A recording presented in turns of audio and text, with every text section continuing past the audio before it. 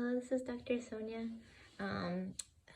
In this video, I want to just riff a little bit about violence or talk a bit about violence. And I think it's because it's something that's,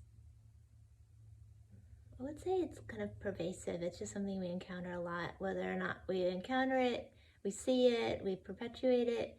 And so I think violence on some level is obviously like physical violence, but then there's also sort of the almost even just like the emotional tenor of like our tone or the way we interact with other people or other people interact with us or what we see around us. So it's certainly something we encounter often. And so I guess you could say meditating on it or just kind of trying to understand it better.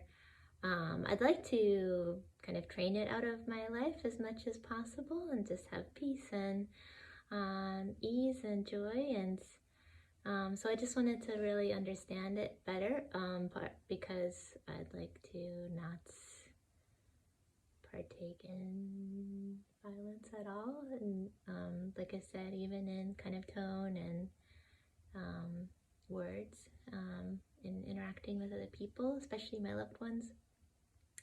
And so, yeah, just really like sort of meditating on a moment.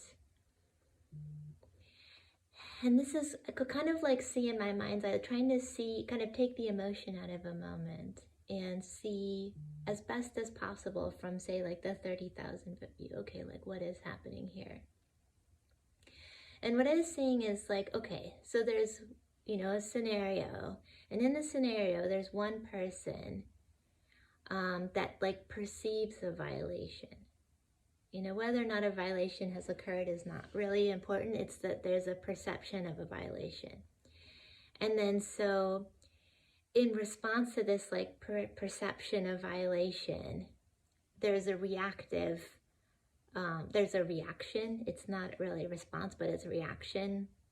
It's sort of like the built-in. It's like, oh, I've received or perceived a violation. I'm going to, I'm kind of give back a violation. And so, and then that, is kind of like taken on by the other person. And it kind of like does this sort of like domino effect where it's not even just like passed back and forth between two people, but it kind of like goes on to the next person. Like, a violation from one person's like childhood is like felt, and then it's like passed on again to like another person. And like, it's not even like such a like linear, like, oh, it's one discrete interaction and there's one violation and another violation. It's like kind of this like ongoing, like one domino's hit and then the next domino's down and the next domino's down, the next domino's. And it's just sort of like, kind of like if you can imagine these like sort of like hits and then sort of like something getting inflamed, and then that inflamedness creates other hits, and then there's another inflamed, and then that creates more like hits. And that's sort of like how I was like seeing and things perpetuating. And so I was trying to, just sort of understand, okay, so if that's like what's happening, what can we do to diffuse that? And then, as I kind of see, what I could see is that there's like this, right? So things like a hit and that inflammation, I think, is a helpful way to think of it. Is like things are inflamed. They're like a fire. It's like inflamed, like a fire kind of bursting out. And so there's a way of kind of like putting it out. If you can imagine, like not so much like stopping something or blocking something, but almost like a spinning motion or like a turning motion, sort of like kind of like taking the energy of like inflamed and sort of like through this process of like turning and spinning, kind of letting it calm down and then kind of dissipate. And the thing that was most effective at doing that was forgiveness. So, so this is the thing. So one, it may not sound like that. It may not sound that profound. I don't think it sounds profound to anyone at all. But it's very practical. So it's very practical in the sense that if one thing is inflamed, so if a violation is like something getting inflamed, forgiveness is literally, is, you know, in the moment of it happening, and there's the felt perception of a violation, and instead of inflamed reaction, the response is forgiveness, and the forgiveness means that there's no additional inflammation.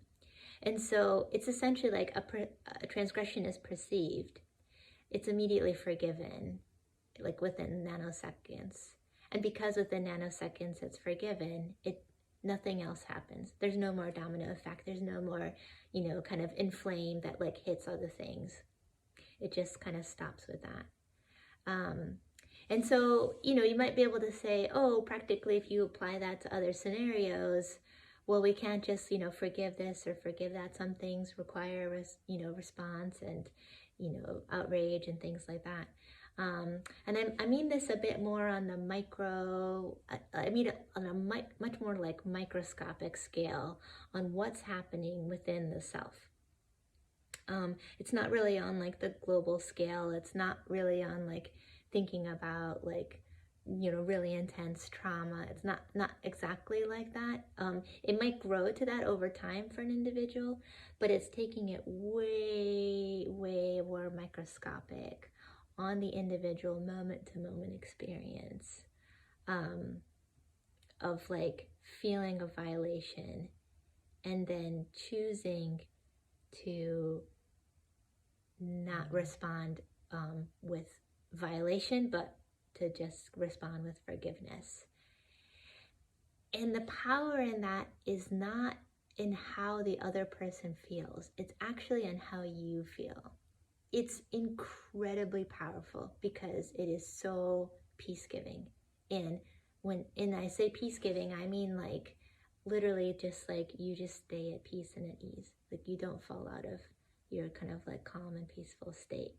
And there's a lot of power and value in staying in a calm, peaceful state because that's where you're most connected to your intuition and your wisdom and your ability to do things, you know, to create, you know, sort of magic in your own life. And there's a lot of value in staying in peaceful state for the individual.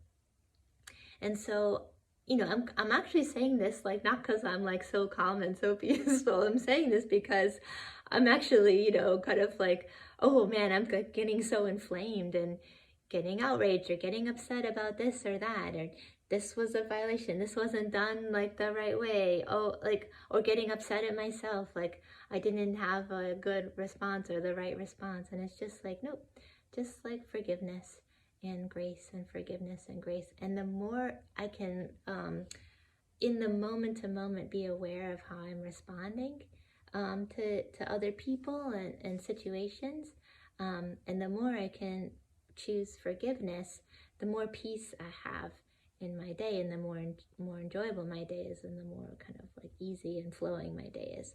And the more I have what I want in my life, which is like happy, healthy relationships that are loving and kind and easy, and the less I have what I don't want in my life, which is like discord and arguments and anger and like just like the like really icky kind of gross everyday stuff of like getting upset about things. And so I hope that's useful. It does take like a lot of attention to the inner state. It takes probably some just like desire to like experiment with it and practice with it. But it's kind of cool how effective it is. And just sort of like understanding yourself. But it's like bringing additional awareness, grace and kindness. The forgiveness, of course, is also always for yourself. And sometimes I use the word grace for that, which is like you're forgiven without even don't even think about it, you're already forgiven kind of thing. That's how I think of grace and can be very useful. Okay, I hope that's helpful. Thanks.